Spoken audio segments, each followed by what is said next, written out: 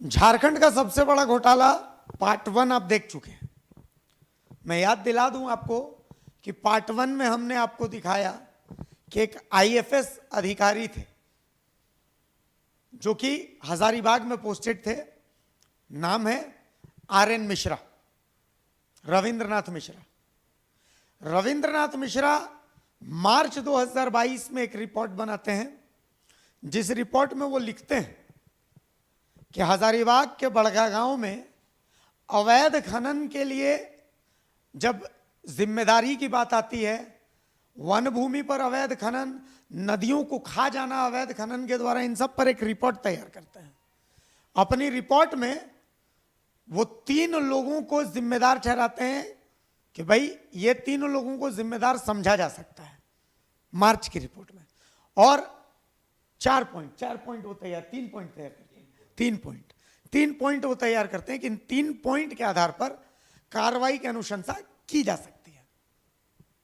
फिर अचानक से हृदय परिवर्तन होता है उनका, आरएन मिश्रा साहब का हृदय परिवर्तित होता है और जून में, मार्च के बाद जून में एक और रिपोर्ट वो बनाते हैं। इस रिपोर्ट में वो अब लिखते हैं कि इस अवैध खनन के लिए किसी व्यक्ति विशेष को जिम्मेदार नहीं ठहराया जा सकता, पहला पॉइंट। और जिन 3 पॉइंट्स को उन्होंने पहली रिपोर्ट में लिखा था कि भाई इसके आधार पर कार्रवाई की अनुशंसा हो सकती है, उन 3 पॉइंट्स में से एक पॉइंट इसमें भी गायब कर देते हैं। बहरहाल इतना ही नहीं, मार्च वाली जो रिपोर्ट होती है, उस मार्च वाली रिपोर्ट में अवैध खनन जो वन भूमि है उसका जिम्मेदार कौन है, किस तरीके से अवैध खनन हो रहा है, कैसे अवैध ट्रांसपोर्टेशन हो रहा है, वन भूमि का कैसे अवैध कब्जा करके नदियों को कैसे गौण कर दिया गया, कोई जिक्र नहीं होता है। खामी तो उसमें भी होती है, हमने आपको दिखाया था। तो मंतव्य का कोई गुंजाइश है ही नहीं, मंतव्य लेके क्या करिएगा जब खनन हो चुका है। ठीक है। तीसरी चीज इसमें माना जा रहा है कि 50 मीटर का एक ग्रीन बेल्ट बनाया जाना चाहिए था, नदी के दोनों ओर 50 मीटर के जानवरों को पानी पीने के लिए, सेफ पैसेज के लिए जो जीव जंतु हैं, हाँ, और नदी का प्रवाह बने रहने के लिए। ठीक है, तीसरा पॉइंट। चौथा पॉइंट जो सबसे इंपॉर्टेंट पॉइंट है कि ये 2020 का है, मतलब 2020 में ही सारा चीज हो चुका है, यही है ना। और मेरे कहने का मतलब बिल्कुल सही है। यहाँ ये 2020 का जिक्र करने का मतलब है कि 2020 में क्या क्या हुआ। 2020 के बाद यहाँ पे नदी का जिक्र नहीं था, 2 माला नाला को नष्ट करने का जिक्र नहीं था। लेकिन 2022 के जांच रिपोर्ट में नदी के एरिया को बंद करके खनन करने का रिपोर्ट हो गया। वो आप दिखा रहे हैं। तो यहाँ इसमें यह क्वेश्चन खड़ा होता है, यह प्रूफ होता है कि 2020 तक नदी को माइनिंग नहीं किया गया था, सिर्फ उसके एरिया को जो जहाँ ग्रीन बेल्ट बनाना था उसको डाइवर्ट करके वहाँ माइनिंग कर दिया गया था। यानी कि यह प्रूफ होता है कि 2020 के बाद अभी नदी को नष्ट किया गया है, और 2020 से अभी तक यही डीएफओ पद में थे। इसका मतलब यह है कि इनके संरक्षण में या कहें इनके निर्देशन में ही नदी को नष्ट किया गया है।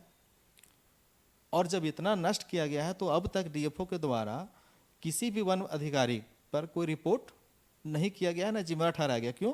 क्योंकि यही संरक्षक थे। संरक्षक ऐसे इस मामले में है अभिषेक जी कि इन्होंने जून में ही एक तरफ अपने सीनियर ऑफिसर वन संरक्षक को रिपोर्ट लिखते हैं कि इन पे एनपीवी का सुप्रीम कोर्ट के गाइडलाइन के अनुसार 5 गुना फाइन मारा जाए, वृक्षारोपण के लिए ये किया जाए। इसमें सारे अभियुक्तों को बचाते हुए रिपोर्ट दिए थे, फिर कार्रवाई करने का रिपोर्ट दिए थे, बचाने का रिपोर्ट दिए। और उसी महीने लास्ट में जो एनटीपीसी के द्वारा शर्त संशोधन के लिए भारत सरकार को दिया गया था, उसका मंतव्य ही अपने अधिकारियों को भेज दिए हैं। तो सोचिए कितना बड़ा दुस्साहस इन्होंने किया है। 2020 में ये कहा जाता है आरसीसीएफ का, इनसे बड़े अधिकारी, 2 रैंक बड़े अधिकारी कि भाई मंतव्य की कोई गुंजाइश नहीं, उचित नहीं है। ठीक है। फिर मंतव्य भेजते हैं अब 2 साल बाद मंतव्य कब भेज रहे हैं? जब केंद्र में माता चल गया है, कंप्लेन हो गया है, केंद्र से कमेटी बना दिया जा रहा है, केंद्र में शिकायत हो गई है इलीगल माइनिंग का। तब एक तरफ देखिए इनका धूर्तता देखिए, हाँ, इनका ये देखिए कि एक तरफ जून महीने में ही यह अपने सीनियर ऑफिसर को, वन संरक्षक को यह लिखते हैं कि इलीगल माइनिंग कर दिया गया है। इस पर कार्रवाई की कई चीज़ों को, कई धाराओं को, कई कानूनों को से बचाते हुए उन्होंने सिर्फ फाइन मारने का ये किया।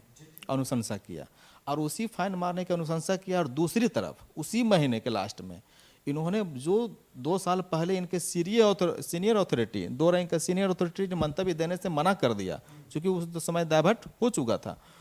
उसके बाद इन्होंने मंतव्य देने का संशोधन शर्तों में संशोधन के लिए अपना मंतव्य दे दिया। और जिस वह मंतव्य दिखाइए अभिषेक जी आप, और उस मंतव्य में इन्होंने कहीं भी 2020 में अपने सीनियर अफसरों का रिपोर्ट या खुद जो समय 15 दिन पहले, जो 20 दिन पहले लिखे हैं कि इलीगल माइनिंग हुआ है, कर लिया गया है, उसका कहीं जिक्र ये सीधा सीधे लिखते हैं कि ये बीच में नाला है, ये कंपनी के फेवर में कि ये तर्क है कि नदी बीच में पड़ता है, ये पड़ता है, वो पड़ता है, इसका डाइवर्ट होना जरूरी है, ये वो कंपनी का हित की बात, जो उसके फेवर का बात है। क्योंकि यह रिपोर्ट इतना दुस्साहस जो किए हैं अपने सीनियर अधिकारियों के साथ, यह अफसर मतलब कि आपराधिक कुकृत्य किए हैं, आईपीसी के तहत दंड के भागी वाले अपराध किए हैं इन्होंने, चीटिंग किया। ये तो फ्रॉड का केस है। इस पर करप्शन एक्ट के साथ आईपीसी के सेक्शन 406, 420, एक 166, 166A, 167, 468, 469, 470, 471 का क्रिमिनल केस बनता है इनके ऊपर। और इसका दुस्साहस किया इन्होंने बजाते ऑन रिकॉर्ड। और फिर उसी 15 दिन के बाद ये मंतव्य भी अपना दे देते हैं कि नहीं, शर्तों में संशोधन किया जा सकता है। सोचिए, जो जिनके सीनियर अथॉरिटी 2 साल पहले मना कर चुके हैं और यह 2 साल बाद अवैध माइनिंग की जांच की बात को छुपाते हुए मंतव्य दे देते हैं। ये कितना बड़ा अपराध है। अब और इतने बड़े अपराध एक आईएफएस ऑफिसर के द्वारा किया जा रहा है, और राज्य सरकार अगर इतना जानने के बावजूद भी इस ऑफिसर पे या फिर कंपनी पे, चूंकि ये सारा जो किया है डीएफओ के द्वारा, यह तो एनटीपीसी के स्थानीय अधिकारियों और एमडीओ के स्थानीय अधिकारियों को बचाने के लिए किया है, तो साजिश में, षड्यंत्र में उनके लिए बेनिफिशियरी है। तो सेम अपराध, जो अपराध ये किए हैं, सेम अपराध अब एनटीपीसी के लोकल अधिकारियों के द्वारा किया गया है, आरोप लगेगा, और एमडीओ के द्वारा, एमडीओ पर आरोप धाराएं सेक्शन लगेंगे। भारत सरकार को एक तरफ ये लोग रिपोर्ट देते हैं कि भारत सरकार की कंपनी है, और भारत सरकार को ये एनटीपीसी के लोकल अफसर कितना ये करते हैं, गुमराह करते हैं कि लोकल अधिकारियों को भारत सरकार का नाम लेकर करते हैं। लेकिन इतना सारा कुकृत्य उजागर होता है तो बदनामी भारत सरकार की एजेंसी की महारत्न कंपनी है कहलाती है महारत्न कंपनी, और ये इस तरह का महा घोटाला उजागर होता है तो इसका कह के लोग पिली लेंगे। और भारत सरकार के संपत्ति को, राज्य सरकार के संपत्ति को, पर्यावरण, प्रदूषण जो वैश्विक समस्या है उसका लोग घोर उल्लंघन कर रहे हैं। लाइफलाइन को, सुप्रीम कोर्ट के आदेश को, एनजीटी के आदेश को, ये सभी का लोग उल्लंघन करके एकदम। एक बात बताइए, मतलब ये इतना बड़ा खेल चल रहा था, इतना कुछ चल रहा है, तो जाहिर सी बात है कि सीनियर अधिकारी जो होते हैं प्रदूषण नियंत्रण विभाग, जैसे आरसीसीएफ होते हैं, पीसीसीएफ होते हैं, तो क्या इन लोगों को इसकी जानकारी नहीं पहुंची कभी? देखिए, बहुत सारी चीज़ें यह होती है कि जब हम दिल्ली गए थे, केंद्र सरकार के मंत्रालय के अधिकारियों से बातचीत किए, तो उनके द्वारा आश्चर्य व्यक्त किया गया अभिषेक जी। बोला गया कि हम लोगों के पास ये बातें आती ही नहीं है, और अगर सीनियर केंद्र के, अगर दिल्ली के अधिकारी अगर गंभीर नहीं होते या उनकी मिली भगत मानते आप, तो उनके द्वारा हाई लेवल का कमेटी गठित नहीं किया जाता अभिषेक जी। वो लोग आश्चर्य किए कि ऐसा ऐसा होता है, और एनटीपीसी के लोकल अफसर रिपोर्टिंग नहीं करते हैं। चूँकि और हम तो बताए कि एनटीपीसी बोले, एनटीपीसी के लोकल अफसर सारे अवैध कार्यों के जो जिम्मेवार हैं, जो बेनिफिशरी हैं, उनसे कमीशन लेके बैठे रहते हैं। जैसे सीसीएल में होता है, किसी अपना एक कमीशन ले लिया जाता है, उसके बाद इलीगल काम करने का दे दिया जाता है। तो लोकल एनटीपीसी के अफसर केंद्र के अपने चेयरमैन को भी गुमराह करते हैं, पावर मिनिस्ट्री को भी गुमराह करते हैं। क्यों? लोकल सबका हिस्सा बंधा हुआ। हाँ, लेकिन यह बात सही मानेंगे हम कि हाई लेवल पे ये सब सारी चीज़ें नहीं जा गई थी। अब जब जा रही है, हमने वहाँ ब्रीफ किया तो वो लोग एक्शन लिए, कार्रवाई के लिए चिट्ठी लिखे। तो चूंकि लोकल कार्रवाई के लिए जो चिट्ठी आई हुई है, वो चिट्ठी कहाँ है अभी किसी को पता है? कोई एक्शन हो रहा है? अब आपको इस पे भी बता देते हैं। सेंट्रल से तो चिट्ठी आ गई चीफ सेक्रेटरी पास, प्रिंसिपल सेक्रेटरी वन विभाग के पास, प्रदूषण नियंत्रण बोर्ड को तो स्वतः कार्रवाई करना चाहिए था, क्योंकि फॉरेस्ट क्लियरेंस के शर्तों का उल्लंघन कर दिया गया और फॉरेस्ट के शर्तों का उल्लंघन करके इलीगल माइनिंग किया गया और इलीगल ट्रांसपोर्टिंग किया जा रहा है। तो प्रदूषण नियंत्रण बोर्ड को तो स्वतः पोल्यूशन सर्टिफिकेट एनओसी रद्द कर देना चाहिए था, क्योंकि पोल्यूशन कंट्रोल बोर्ड का नियम ये है कि फॉरेस्ट के क्लियरेंस के शर्तों का पालन करना है, उसका पालन नहीं किया गया तो इसको स्वतः रद्द कर देना चाहिए था। लेकिन पोल्यूशन वाले लोगों के पास पोल्यूशन में इतना लफड़ा है अभिषेक जी कि सेंट्रल से चिट्ठी आता है, लोग दबा देता है, आप उसको जाइए तो चिट्ठी गायब कर देता है, कहता है वहाँ नहीं आया है। मैं खुद गया था, मैंने पूछा, लेकिन कोई बोलने को तैयार नहीं है, कोई बताने। मैं गया था अभी, बोला सेंट्रल से जो चिट्ठी आई हुई है, तो सेंट्रल से चिट्ठी आई हुई है तो आपका यहाँ पर आया है, तो बोलिए कि गलत है, बोलिए आप लिख के दे दीजिए कि चिट्ठी नहीं आया हुआ है, आप लिख के दीजिए, मैं सेंट्रल से पूछ लूँगा कि आप चिट्ठी नहीं भेजा है, तो आप झूठ बोल रहे हैं, सेंट्रल पूछे तो नहीं समय दीजिए, हम खोज लेंगे। आपको अभिषेक जी एक बात बताते हैं, एनटीपीसी पकड़ी बरवाड़ी का यह सिर्फ मामला है। मैं आपको एक एडवांस में बता रहा हूँ कि बगल में ही चट्टी बरियातू कोल परियोजना है, उसमें भारत सरकार को चालू हुई नहीं और भारत सरकार को सैकड़ों करोड़ का नुकसान इन लोगों ने लगा दिया है। अब वो बात करेंगे तो फिर आपको आधा घंटा और समय देना पड़ जाएगा, लेकिन मैं आपको पहले बता रहा हूँ कि जो प्रोजेक्ट चट्टी बरियातू चालू है उसमें इतना फर्जीवाड़ा किया है इन लोगों ने कि भारत सरकार को सैकड़ों करोड़ का नुकसान पहुंचा दिया है। इतना बड़ा बड़ा घोटाला करने के बावजूद कभी किसी आईएएस, कभी किसी आईएफएस पर कोई बड़ी कार्रवाई होते नहीं देखी है। तो क्या इस मामले में भी ऐसे ही हम लोग चिल्ला चिल्ला के मर जाएंगे, कोई कार्रवाई नहीं होगी? मिश्रा जी तो आराम से गिरिडीह में पोस्टिंग लेके आनंद का जीवन व्यतीत प्रमोशन। और अब अभिषेक जी आपको ये बताते हैं कि अब तक जितने भी करप्शन के घोटाले आए हैं, सभी सीनियर ऑफिसर अब तक का जो हम समझे हैं, जो ये किए हैं, जितने भी ऑफिसर हैं, जितने भी घोटाले हुए हैं, तो सभी नीचे के अथॉरिटी को जवाबदेह बना के अपना बच जाते हैं, या फिर कहा जाता है कि आईएएस आईपीएस को कुछ होता नहीं है, आईएफएस को। यह पहला ऐसा मामला है जिसमें आईएफएस ऑफिसर की डायरेक्ट भूमिका है अपने पद के प्रति, वो तो खुद रिपोर्ट, उनकी डायरेक्ट भूमिका लिख रहे हैं। एक जो कर्मचारी या कोर्ट का मुंशी भी अपने खिलाफ या एक ही रिपोर्ट लिखा हुआ दोबारा नहीं करेगा, एक मुंशी नहीं लिखने के लिए तैयार होगा।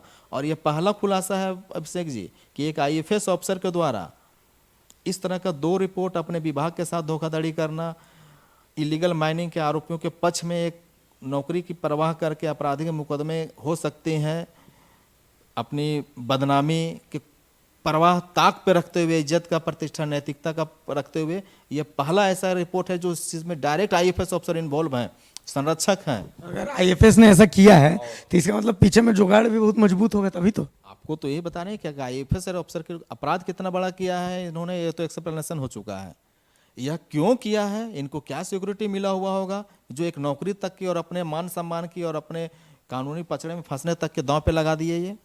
और आपको कार्रवाई की बात बता देते हैं अभिषेक जी, तो मैं आपके माध्यम से यह स्पष्ट कहना चाहता हूं कि बचेगा कोई नहीं, क्योंकि जिस प्रकार लोग एक सीसीटीवी कैमरा में रहने के बावजूद यह डरते हैं कि कैमरा में रिकॉर्ड हो जाता है, उसी तरह यह मामला भी सारे जगह सही जगह पहुंच चुका है। और सेंट्रल के, इसीलिए हम आपको इशारे में बता रहा हूं अभिषेक जी, सिर्फ सेंट्रल के अधिकारियों, अभी ये हम एक्स्ट्रा कुछ बात नहीं बोलेंगे, लेकिन मैं आपको यह स्पष्ट बताता हूं अभिषेक जी कि उदाहरण देके कि इन लोगों को जितना बड़ा काम किए हैं, एक बचने के लिए दूसरा फंसने के प्रयास कर रहे हैं, उससे बड़ी हायर अथॉरिटी के पास सारी चीज़ें जा रही हैं।